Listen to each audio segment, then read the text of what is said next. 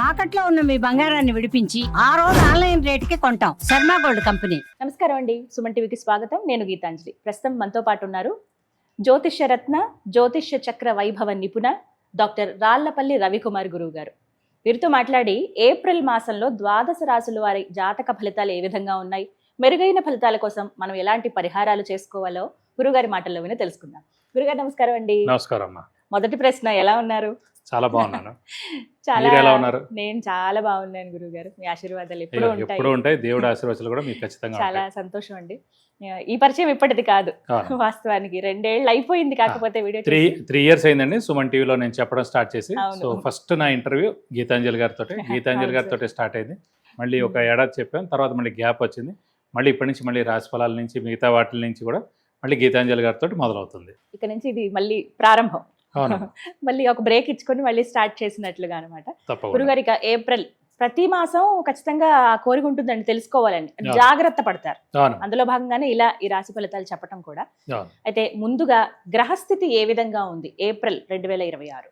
శరదిందు సమాకారే పరబ్రహ్మ స్వరూపిణి వాసరాపీఠ నిలయే సరస్వతి నమస్తుతే. సుమన్ టీవీ ప్రేక్షకులకి నమస్కారం. ముందుగా ద్వాదశ రాశుల్లో ఏప్రిల్ నెలలో నవగ్రహాలు ఎక్కడ ఉన్నాయో తెలుసుకుందాం. ముందుగా సూర్యుడు వచ్చేసి మనకి ఏప్రిల్ 15 టు మే 15 ఫిక్స్డ్ అండి. సూర్యుడు మేషరాశిలో ఉంటాడు, ఉచ్చ స్థానంలో ఉంటాడు. సూర్యుడు అంటే తండ్రి కారకుడు, గవర్నమెంట్ కారకుడు, ఆరోగ్య కారకుడు. అలాగే ఎవరైనా ఉన్నారంటే సూర్యుడు ఏప్రిల్ 15 టు మే 15 ఎవరు పుట్టినా కూడా రవి ఉచ్చలో ఉంటారు కాబట్టి వాళ్ళకి గవర్నమెంట్ జాబ్ రావడం కానీ, అయితే వాళ్ళ నాన్నగారు గవర్నమెంట్ జాబ్లో ఉండడం కానీ, లేదంటే గవర్నమెంట్ నుంచి హెల్ప్ పొందడం కానీ ఇవన్నీ కూడా ఉంటాయి అన్నమాట. సో ఈ నెల ఎవరు పుట్టినా కూడా ఆరోగ్యరీత్యా కూడా చాలా బాగుంటుంది. నెక్స్ట్ వచ్చేసి మనకి కుజుడు వచ్చేసి మనకి మీన రాశిలో ఉంటారు ఈ నెలలు కూడా. రాహు వచ్చేసి మనకి కుంభరాశిలో ఉన్నారు. అలాగే గురువు వచ్చి మనకి మిథున రాశిలో ఉన్నారు. శని వచ్చేసి మనకి మీన రాశిలో ఉన్నారు. బుధుడు మటుకు ఈ నెల అంతా కూడా నీచ స్థానంలో ఉంటాడండి. ఎందుకంటే 10/4/2026 నుంచి బుధుడు నీచ స్థానంలోకి వస్తున్నాడు మీన రాశిలోకి. సో బుధుడు మెయిన్గా వ్యాపార కారకుడు, అలాగే మిత్రులకి కారకుడు, అలాగే క్రియేటివిటీ, ఇంటెలిజెన్స్, లాజిక్ అవన్నిటి కారకుడు, స్పెక్యులేషన్ కారకుడు, ఇవన్నిటికి కారకత్వం అనమాట. సో అతను ఈ నెలలు నీచలో ఉంటాడు కాబట్టి స్పెక్యులేషన్స్ అలాంటివన్నిటి కొంచెం జాగ్రత్తగా ఉండాలి. ఎందుకంటే స్పెక్యులేషన్ జోలికి వెళ్ళినా చాలా ప్రాబ్లం అవుతుంది, ఏ రాశి వాళ్ళైనా సరే.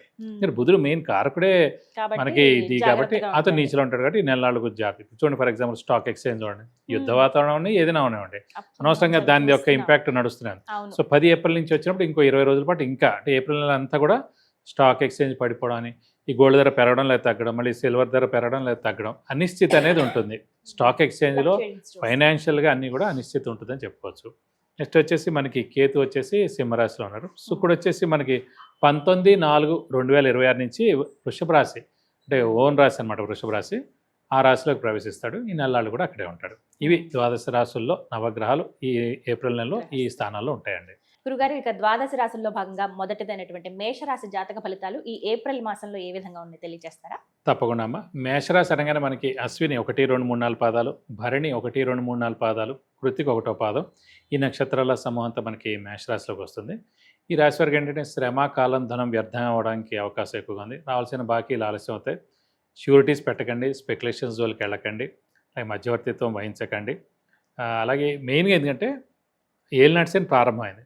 ఇదివరకు కూడా మనం చాలాసార్లు చెప్పుకున్నామండి. మేషరాశికి అధిపతి కుజుడు, వృశ్చిక రాశి అధిపతి కుజుడు, అలాగే సింహరాశి అధిపతి రవి. మేషరాశి, వృశ్చిక రాశి, సింహరాశి అంటే కుజుడికి మరియు రవికి, ఈ ఇద్దరు గ్రహాలకి శని అనే గ్రహం అస్సలు పడదన్నమాట. సో ఈ 3 రాశుల వాళ్ళకి ఎప్పుడు అర్ధాష్టమ శని వచ్చినా, ఏలినాటి శని వచ్చినా, అష్టమ శని వచ్చినా కూడా చాలా ఇంపాక్ట్ ఉంటుంది ఆరోగ్యం మీద, అలాగే ఆర్థికం మీద, నిద్ర పట్టపడదు. ఎందుకంటే వ్యయ స్థానంలో ప్రస్తుతం శని ఉంది. శని 12th house అంటేనే మనకి ఖర్చు, నిద్ర అండి. సో మనకి ఎంత సంపాదించే ఇంపార్టెంట్ కాదు, ఖర్చు ఎంత చేసే అనేది ఇంపార్టెంట్. సో ఎంత దాచే అనేది ఇంపార్టెంట్. సో ఇలాంటి సమయం అంటే అనవసరమైన ఖర్చులు అన్నమాట. ఏదో ఒక సందర్భం ఉంటుంది, ఆ సందర్భానికి ఖర్చు పెట్టాల్సిన అవసరం ఉండదు, అయినా కూడా మనం ముందుకెళ్ళి ఖర్చు పెట్టడం. సో అనవసరమైన ఖర్చులు చాలా ఉంటుంటాయి. నిద్ర చాలా తక్కువగా పడుతుంది. ఎక్కువగా ఆలోచన, అధైర్యం, మానసిక ఆందోళన, స్ట్రెస్, స్ట్రెయిన్ ఇవన్నీ ఉండేందుకు అవకాశాలు ఎక్కువగా ఉండవు. ఇంట్లో గృహిణులకి మానసిక ఒత్తిడి ఎక్కువగా ఉంటుంది.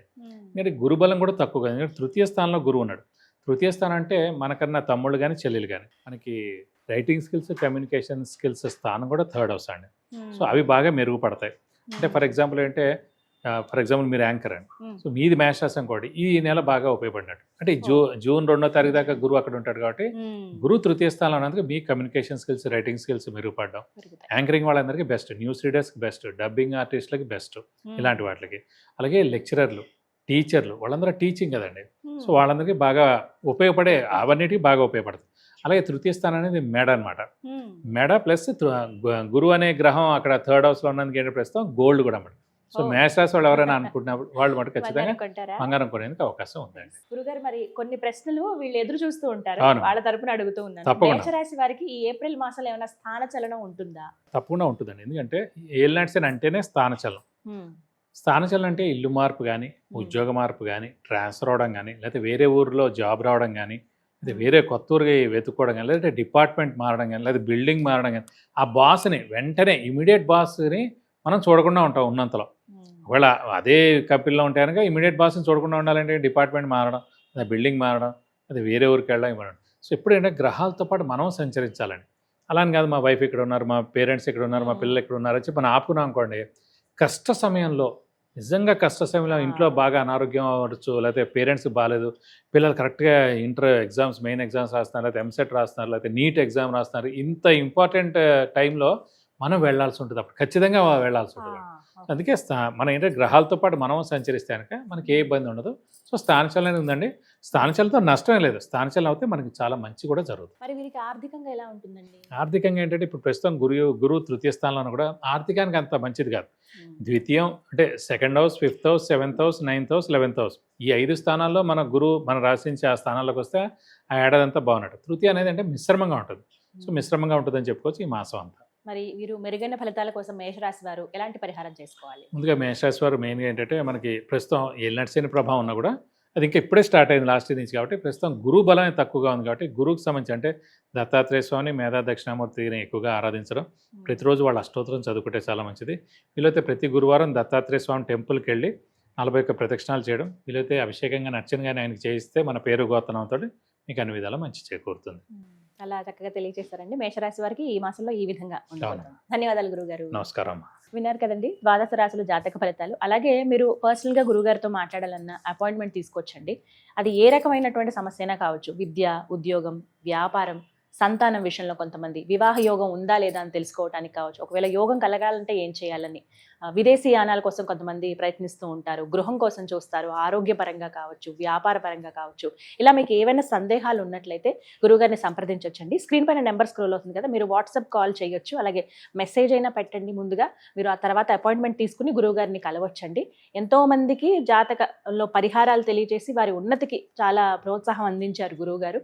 మరి మీరు కూడా ఈ విధంగా తెలుసుకోవాలనుకుంటే స్క్రీన్ మీద కనపడుతున్న నెంబర్స్కి కాల్ చేయండి. నమస్కారం.